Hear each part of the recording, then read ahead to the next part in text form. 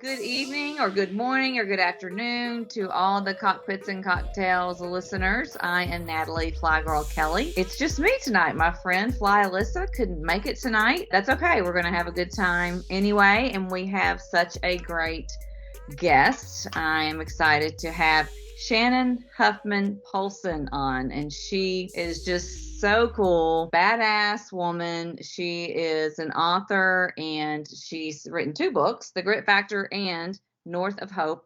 I take my glasses off. It's harder for me to see. And she's CEO of the Grit Institute or Grit Institute? The Grit Institute. That's right. At thegritinstitute.com. Which is just makes me just want to get down and nitty gritty and all that good stuff with that name. But I kind of happened upon your name. Well, there's been some military people that we've had on this show, Cockpits and Cocktails, and so it's funny how there are the military pilots, females it's kind of a small world, so one kind of knows the other, and it's just like all these names come together. And Shannon was one of these people that I heard this name and did a little research and invited her on. And I am excited that you joined us. Welcome, Shannon. Thanks so much. It's great to be with you, Natalie. It is fun. We are both kind of not in our element, not in our home. We're kind of on vacations in different spots, which makes it all the more fun, right? Absolutely. Yes. Yeah. It's great to call in from Alaska. I'm up in a little log cabin up in Denali Park. Now you're from Alaska, correct? I'm from Alaska. I grew up in Anchorage, actually, but we spend every August for the most part in Denali. Okay. I bet it's gorgeous. It is beautiful. It's rainy and cool, which compared to where I normally live in north central Washington, which is smoky and hot and has just had wildfires going through, I'm grateful for the cool air and for the overcast. So yeah, it's been kind of a crazy summer. It's been so hot and dry in Ohio as well, but and I've heard about all these wildfires, which is just so concerning, and I hate that we're going through that right now. It's tough. It's tough a lot of places for sure. Yeah. So tell me, we're going to talk about several different things. I want to start with your aviation story, your aviation background, because it's pretty cool what you've done. And thank you for your service, by the way. That's awesome. I appreciate you and all that you sacrificed. Well, it's an honor, as I'm sure all of your guests have said, to have had the opportunity to serve. But I started out as one of the first women to fly the Apache helicopter in the U.S. Army a number of years ago now, after doing ROTC at Duke University and then spending 2 years in the National Guard and then 8 years on active duty. And I like to say my time was between the deserts. So I served in both Bosnia and in Korea, but only a practice exercise in Kuwait. So those who are there and right now in the wake of the challenge in Afghanistan, it's a whole different deal. So I have enormous respect for that. But I'm incredibly grateful for the experience and many of the people that I had the opportunity to serve with, and of course flying the Apache, which was fantastic. Yeah. So how did you get into flying the Apache? Did you always know you wanted to fly helicopters, or how did that all come to be? Well, I grew up in Alaska, as you figured out, and so aviation is a huge part of Alaska, as you know, and I have been exposed to it since I was very, very young. Had the opportunity to fly a little bit on some small planes and part of a climbing trip up to Denali actually as well. But then went to college and was trying to figure out a way to pay for college, and ROTC seemed to be the way that would make the most sense. And I totally connected to the sense of purpose, the sense of service, the sense of something bigger than myself. And at the same time, I realized, hey, if I have this obligation to pay back, and I do, what is the most challenging and the coolest thing I can do? And that definitely was aviation. But, in 1993, when I was getting ready to graduate, the Apaches weren't open to women to fly. So that was an entirely different story. And I knew that flying was something I'd always wanted to do, but Apaches were something that developed in the course of the journey for sure. So you mentioned Denali, and just a little side note, Didn't you, wasn't there like this kind of milestone, kind of cool, like achievement that you reached? Tell me about that real quick. And this was in 1991, so I'm sure that this has been far surpassed. But when I had the opportunity to climb Denali, I was home from college my sophomore year, and I had been training for an Army school, actually air assault school. So I'd been running lots and lots of miles with a big backpack on my back. So I'd basically been training for a climb. But I went to a Rotary meeting with my mother, and they were getting ready in Anchorage, Alaska, to do a 60th anniversary climb of Denali. And so it was a month away, and I'd been training for something that could be considered to be somewhat similar. And I signed up, and it was completely crazy. I mean, it's the kind of thing you do when you're 19 years old and you know nothing different. But it Yeah. was a really amazing opportunity, and super tough. I mean, still the most physically difficult thing that I've ever done by Really. orders of magnitude, but a really incredible opportunity at the same time. That is awesome. I mean, you've been through all this training, you really didn't know that it was gonna lead up to that. It just all the time Right. just kind of worked out perfectly. Exactly. That's right. Yeah. Yeah. Back to the Apache. So you're in the military. You're at this point, I guess, when you go through your training where, I mean, based on kind of what I know, which you can correct me if I'm wrong, you start to Yeah. choose kind of which paths you want to take. So how did that Right. happen? Yeah, well, maybe I'll back up a little bit because as I was at ROTC, I was part of the ROTC detachment at Duke, which was also North Carolina State and UNC Chapel Hill. And I was also drilling with the National Guard because my scholarship was what they called simultaneous membership program. So you're required to be a member of the National Guard while you're going to college. And I was part of an aviation unit at that point. They were not the pure aviation units that they became later, but they had Blackhawks and Apaches and 58s, and so I was assigned to a Black Hawk company because, of course, that was the only kind of helicopter that women were allowed to fly at the time. And I remember towards the end of my senior year, I went out to the state aviation office to receive my assignment for the years ahead. And I'm just a cadet. I'm just a student. I'm not yet graduated, not yet commissioned. And I report to this colonel, and he sits behind a desk that seems as wide as the room, right? Shiny plate glass windows going up behind him. And I'm trying not to shake as I stand at attention. I've just turned 21 years old. And I remember he asked me to sit down, and we exchanged a couple of pleasantries back and forth. This was supposed to be about my assignment for the years that would follow in the Guard. And I remember him looking at me in the middle of a sentence. He stops and he sort of leans back in his chair and he looks down his nose and he says, "You realize, cadet, that you will never fly an attack aircraft." Mm. And I looked back at him and I recognized his comment for what it was meant to be, which was this small and mean and cutting comment, because at the time attack aircraft weren't even open to women to fly. But I also had learned at that point in the military that there's sometimes that you say yes sir, and so I said yes sir. And I went back to the ROTC detachment on the campus of Duke University and requested a transfer out of the National Guard and onto active duty. And then later that spring, Congress changed the game on that colonel and on everybody else, lifted the combat exclusion clause in 1993, right, in the spring. And suddenly everything in the inventory was open for women and men to fly. So I report to Fort Rucker, Alabama later that year. I began the aviation officer basic course and the initial entry rotary wing course. We all start out in Hueys at the time, if you can imagine. And then at some point we have the opportunity to make the request and also assess into our different airframes. That's based on class rank and how you do on these assessments, and probably a lot of things we didn't know at the time. And I had started out in Hueys, and I requested a transfer into the scout and attack track. So then trained on OH-58s for nights and for tactics, and then was earned and was given a transfer into the AH-64A Apache attack helicopter. Wow. So did you want to go back to the sky and tell him, ha ha? I get that question a lot. I have the opportunity to speak to companies and organizations around the world now because after the military, of course, I went through business school and then spent some time in the corporate world as well. And so I now speak to large organizations and companies on leadership and grit and on the lessons that are in The Grit Factor, which is the book that I know we'll get around to talking about in a moment. And people ask quite often, did you ever have a chance to talk to that colonel again? And I keep thinking he might be in an audience someday, but he's never come up to talk to me if he was. Yeah, yeah.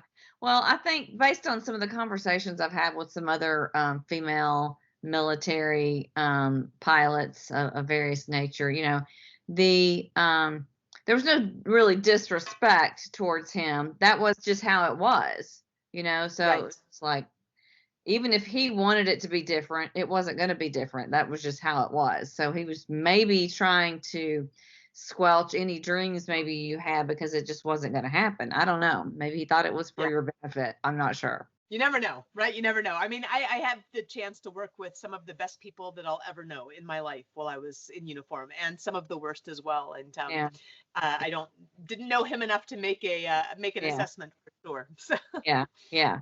So when you started your training as a female, what was the environment like for you? How was the training? I'm sure it's hard for anybody. Was it, and you had no aviation background really from your family or anything, right? Prior to.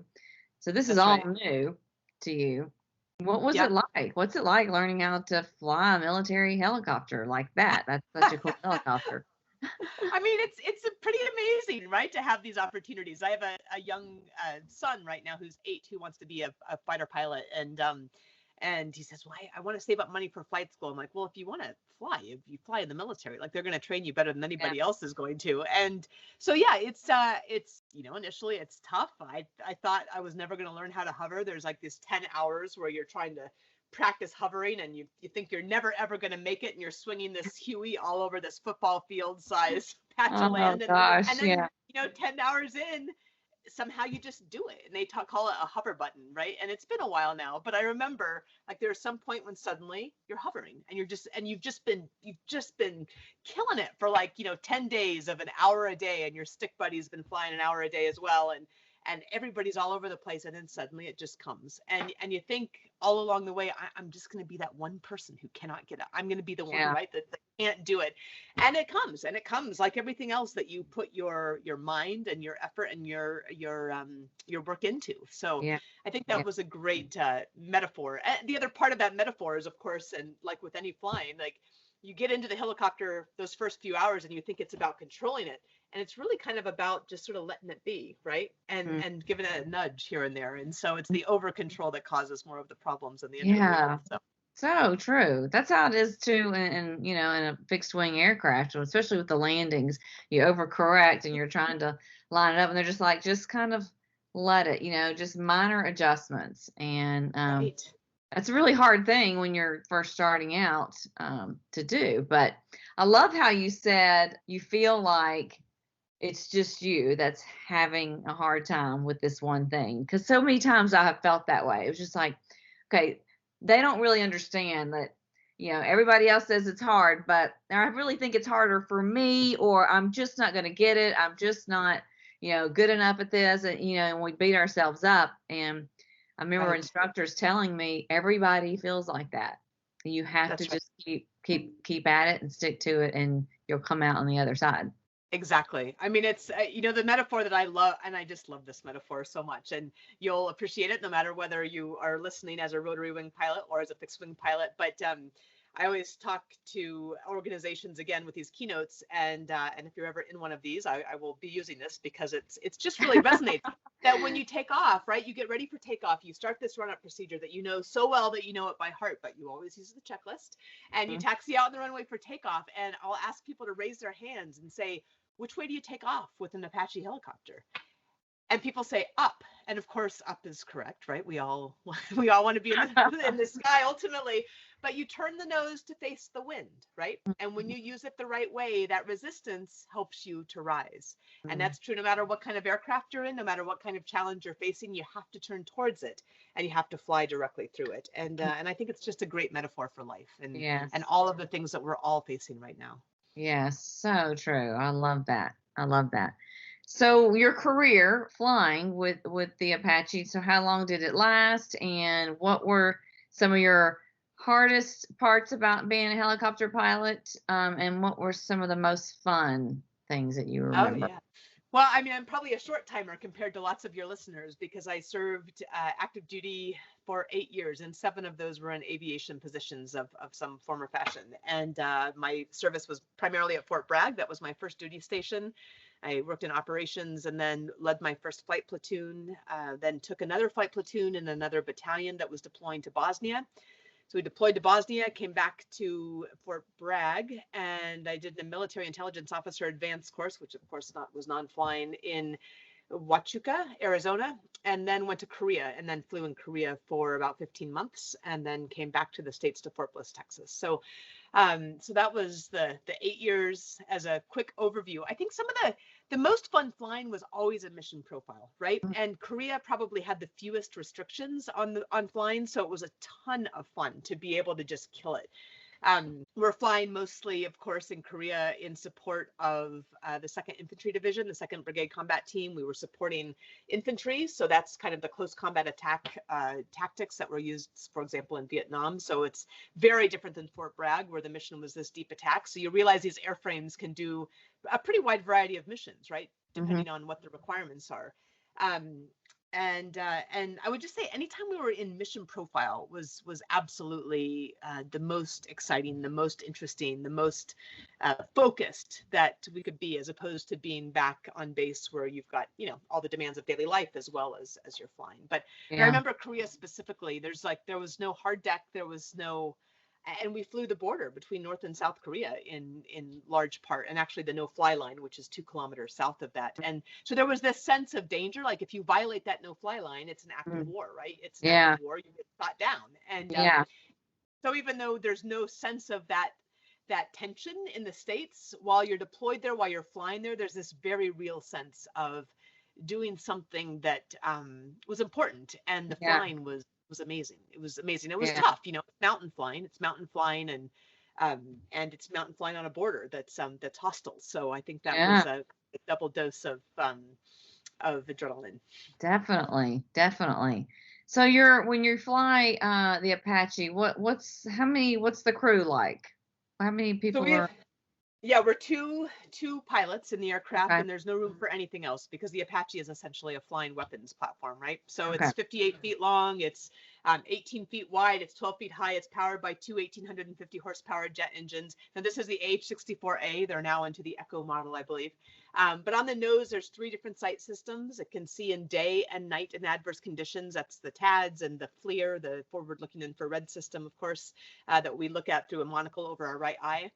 On the wings, there was any combination of the 2.75-inch folding fin aerial rocket and the anti-tank Hellfire missile. And then under the belly is the 30-millimeter high explosive cannon. So the landing gear is fixed, as with most helicopters. And we flew primarily, tactical missions, low to the ground, and two rated pilots. The backseater in the Apache is the pilot in command. The front seater, who was my position, is in charge of navigation and communications, and then weapons deployment. So it really becomes more so maybe than some other aircraft, a systems management sort of a thing. And that's true for any kind of aviation for sure. But suddenly you've got not just communications and navigation, but you're communicating with, in Bosnia, we're talking to any number of the NATO forces, as well as managing all the weapons platforms as well. So pretty stepping up the comms quite a bit. Yeah. No, it was there was a lot to keep track of for sure. And back then we're still on Australian fold maps. So navigation is so different now than it was then. It's just sort of crazy to think about all the things that you have in the cockpit now that we didn't have back then. Yeah, I don't know how I could have done it without my iPad. Can't imagine flying with an iPad, but I bet you get to the place where you can't do it without it, right? So right. Totally. My uncle, I flew a lot with him, and even when the iPad was an option, he still just continued to use the paper charts, and that was his comfort. That's where he was comfortable, and he knew what he was doing, so it worked for him. And it's the same thing, so it's just in a different format, I guess. Different format, that's right. And all of our, my 2 kids will, I'm sure, not even be able to imagine what paper was used for as reference. I know. I love the paper charts, though. I think they're cool, and I like to spread them out and look at them, and it's just neat how detailed they are. They're just neat, Yeah, no, I think there's nothing like paper as both a writer and a flyer. I love the paper. So. Right. Well, that was a great little lead in to your chat about.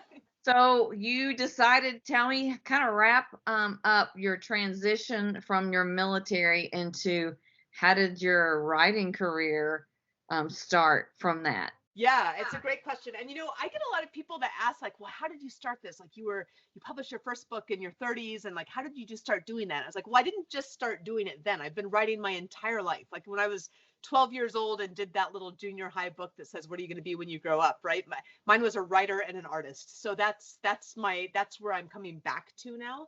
And I had been writing, I was an English major in college and I had been writing the newsletters or articles all through my Army career as well. So this is not a new venture, but it was a new focus area, I think, as a complete focus.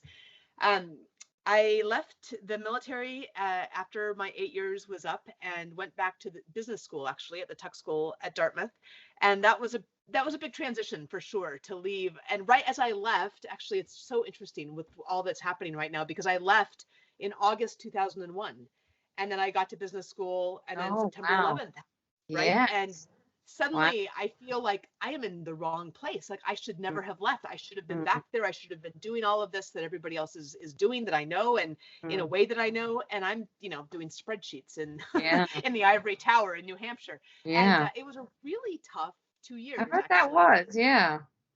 So difficult to get there. And that doesn't even answer the writing piece yet, but I was trying to find a way to take those skills from the military that are so operational, logistics and personnel and making stuff happen. I was like, well, business school is going to be the natural transition for that. It's making stuff happen. I like to make stuff happen. I do that pretty well. And so went through business school, spent some time in the corporate world at both a medical device company called Guidant Corporation, later Boston Scientific, and then at Microsoft. And, we had a family tragedy. In 2005, my father and my stepmother were killed by a grizzly bear while they were camping in the Arctic, and my goodness, not the kind of thing that most people are expecting or have happen. And I realized at that point, and I didn't leave for 3 more years from Microsoft, but I knew I wasn't doing the thing that I was meant to do. I needed to be doing what I was meant to do, and that was writing. And so my first book, North of Hope, is about taking a trip back up the year after they died to follow their footsteps, to take that same trip, to be able to. Oh my gosh, I have like goosebumps right now. I have to. Well, you can order it. You can order North of Hope. And there's good aviation in that too, right? Like getting out to the Arctic and Alaska, it takes 2 flights into the remote, the remote backcountry, and it's about as remote as it gets in the world. And so that was the first piece. And I realized I was at Microsoft. I went back, took this trip that followed their footsteps, worked there for 3 more years, have amazing friends still from Microsoft, just an incredible group of people. And I was like, I need to write this book. I need to leave. I need to do the thing that I know that I've always been meant to do. And I left to write North of Hope, finished my MFA as well, and then published North of Hope, and then was on this journey and thought, hey, I love business. I love operations. How can I combine this creative aspect with this business and operational piece that I really, really love? And that has become my career over the last 10 years, which is, speaking about leadership, about grit and resilience, about optimism, about storytelling, about purpose, and then developing courses at the Grit Institute that I act as a leadership facilitator for in, again, these same companies and organizations. So keynotes, and then leadership facilitation, and then of course the book, which is the Grit Factor. And the Grit Factor, I mean, it's been such an honor to have the Grit Factor out in the world, which is the second book. So North of Hope first, and then the Grit Factor. Wow, that is just so amazing. That I love to hear it when things kind of come full circle. I don't know if that's the word, but you have all these interests and these talents, and you don't really know, when you're younger, how this is all gonna work out. How these things I love gonna come together, and the experiences that I've had, and use them in a way that is fulfilling to you, but also can be helpful to others. Exactly. And that was the genesis, to be honest, of the Grit Factor, the book. I was already speaking to organizations, speaking to companies about leadership and helping them to work on that within their own cultures. But then I had this young lieutenant reach out, and she's getting ready to go to flight school back down to Fort Rucker, Alabama, begin this aviation career. And she reaches out through this online mentorship program and asks if I'll be her mentor. And I say, of course, I'd be honored. And then I started to doubt myself again, right? Like it had been a number of years since I'd served. I had transitioned into the corporate world. My experience as one of the first women to fly the Apache was surely somewhat unique. And so I wanted to know how I could scale what I offered to her as she started this career, or anybody that was either starting out or transitioning into something new. and then also scale the people to whom it was available once I'd done all this work. And that was the genesis of what became the Grit Factor. And I began this series of interviews over several years of leaders in the vanguards of their fields. They happen to be women, they happen to be military, they're heavily weighted towards aviators from World War II to the present. So, you know, World War II WASPs all the way up to people who have been flying in recent engagements. Yeah. And all different ranks, you know, general officers across the services, and a Navy submariner, and a Coast Guard combat rescue swimmer, and one of the first women Army Rangers who also flew Apaches. So this incredible cohort of leaders, and hearing like, what are your stories? What are your lessons learned? And then synthesizing those stories and lessons learned with the latest in management and leadership research, and then bringing that down to a tactical takeaway. So we start with story, we get into the research, and then we say, here's the tactical takeaway. Here's how to apply that in your own life. And that is why it's such an honor to have the Grit Factor, courage, resilience, and leadership in the most male-dominated organization in the world, out in the world, because it really, truly is making a difference in so many people's lives. And it's such an honor to help bring it to all of us. Yeah, that is cool. So you mostly offer this program to business organizations, leaders in business, or explain? Yeah, so I do keynotes, so like big presentations to really big conferences, right? Like sales conferences or kickoff conferences or that sort of a thing. And that's just typically to businesses and large organizations. But then the training itself is available to anybody. So I can either facilitate it for an organization, and then I can tweak it to make it very specific to the needs of that organization. Yeah. Or it can be accessed just by you or by your friends at thegritinstitute.com. And we're just re-releasing Going for Grit, which is kind of the signature keynote course. It's awesome. Honestly, it's like the best of the Grit Factor. And it goes a little deeper into a couple of areas as well. Paths to Purpose will be coming out just a little bit later this fall. I developed that for Intuit and for Verizon, actually, specifically, and then have taught this as well at Microsoft. So some pretty big companies have been part of this, and it really has been, again, like this incredible honor to bring this into the world when we really need that reconnection to purpose. We need that reconnection to resilience and grit in a time when none of us could ever have expected the challenges that we're facing. Totally. That is so true.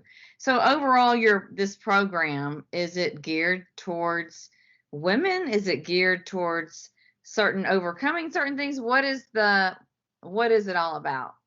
Yeah, I like to say that really the focus, I certainly use examples of women leaders. And I like to think that if I used all male leaders, nobody would even blink. So it shouldn't even be a thing, right? Like it's just, they happen to be leaders and they happen to be women. And what that means is, as you know, they have overcome a double crucible, which means that they've had the challenges of the job that anyone would have, as well as, in many cases, the challenges of an environment that didn't always accept them being there and sometimes was openly hostile. So we think of that as a double crucible, and that's a term that was coined by a Stanford law professor. But the program is available and applicable to absolutely anybody. And honestly, like high school on up to somebody who is seasoned and maybe facing a challenge or a change. It's really, I think, especially relevant for those facing change and facing challenge. And that's exactly where all of us are finding ourselves right now. So leadership, grit, resilience, storytelling, and this connection to core purpose, that is exactly the sweet spot for every single one of us as we try to navigate this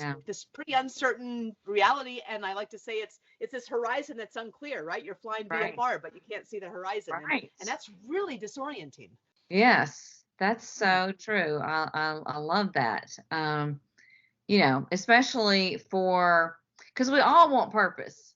We all want to matter, make a difference. We all want to fulfill our own, like, I don't know if destiny is the word, but our own, path and reach those things that we're destined to do and we're good at, we're talented at, and share those kind of gifts and things to others. So to find that, it's not always easy. It's kind of like when we're talking about, you always doubt yourself and you're like, well, yeah, but they passed it, but I don't know if I can pass, I feel like I'm different and I don't have what it takes. And to overcome, yes, you do have what it takes. And so do you have exercises? Is that how people work on these, because a lot of it's like self-esteem and stuff like that, or learning how to speak up and say what you want and go after those things that you dream of. It doesn't have to be a dream. You can actually make it happen.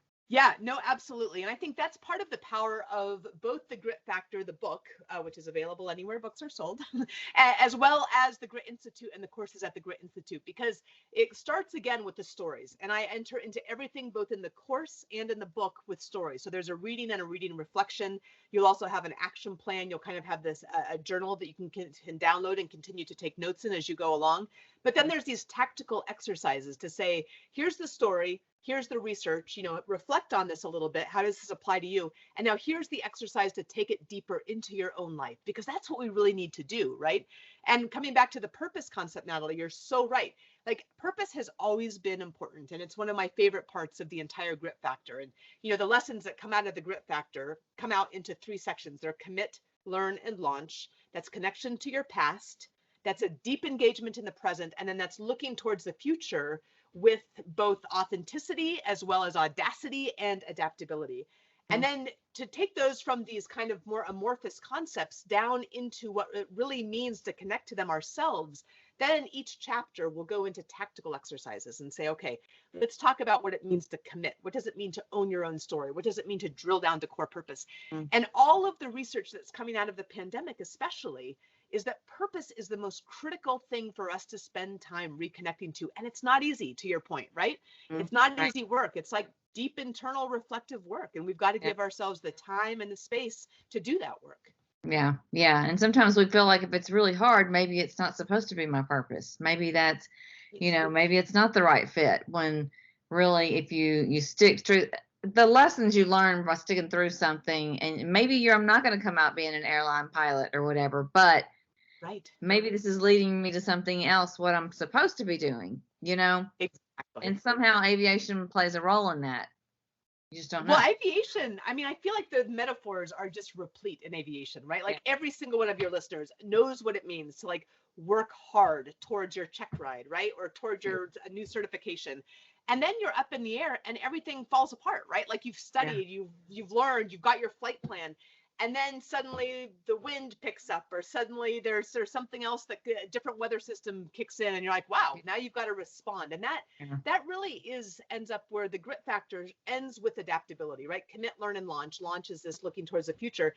Adaptability is kind of the keystone. And that is the absolute number one thing that we need to be able to have to negotiate uncertain horizons, right? This flying VFR when you can't see where you're going, that's pretty disorienting. And adaptability is key. And aviators have to have that. They have to have that grounding in the present, knowing where they've come from, knowing their stuff, but then be able to adapt as things continue to change. Yeah. So I think I just love the metaphors in aviation. That's true. Right.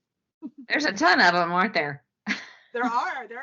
Turn the nose to face the wind. And yeah, that's right.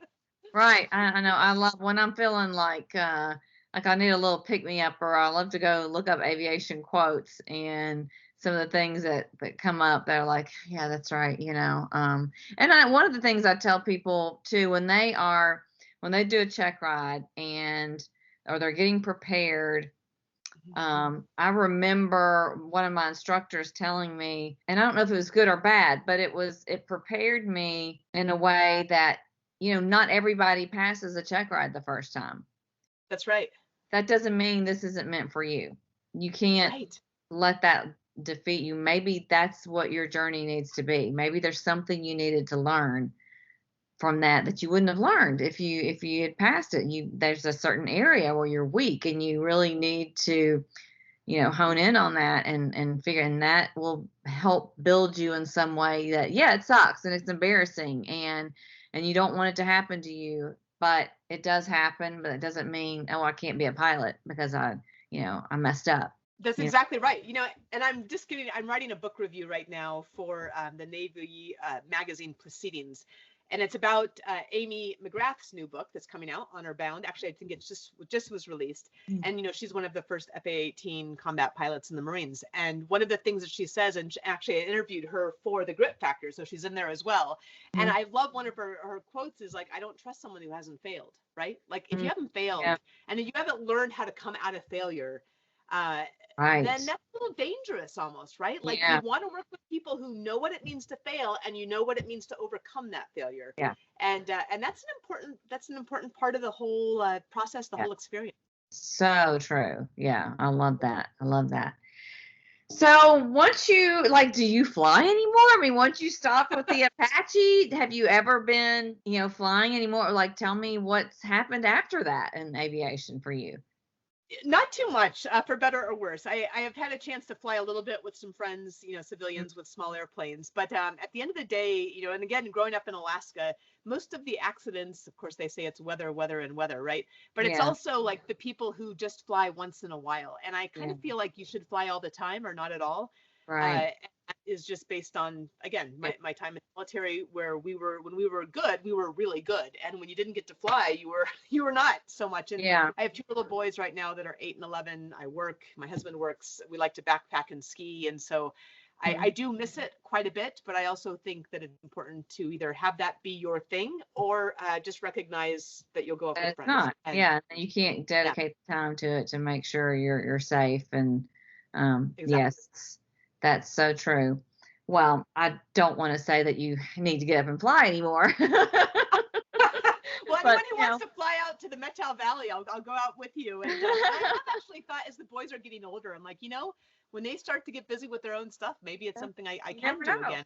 Have That's the right. time to You do. never know That's right.